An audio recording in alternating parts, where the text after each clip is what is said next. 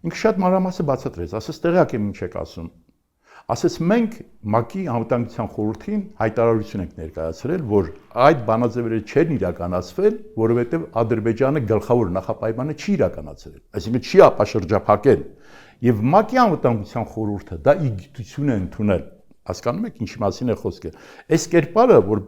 Հայաստանի ուրեմն պարլամենտական դիվանագիտությունն է ներկայացնում աշխարհի տարբեր ամբիոներում, տեղյակ չի որ դες բան է եղել։ Այսինքն դա պետական հանցագործություն է, եւ դու տեղյակ չես։ Անտեղյակությունը պետական հանցագործություն է, գուցե չգիտի եւ դրա համար է նման հայտարարություն։ Չիմանալը ոչինչ չի փրկում։ Եթե դու գնում ես միջազգային ամբիոններում գրեթե ուղղակիորեն արդարացնում ես Ադրբեջանի կեցվածքը, որովհետեւ ինքը ՄԱԿ-ի բանաձևերն է իրականացնում, կարևորը արդյունքն է։ Կապ չունի որ դու տգետ ես, տենդերով ես զբաղվում, դրա համար ժամանակ չունես հետաքրքրվես։ Դու քո պետությանը ասում ես որ ես մեղավոր եմ,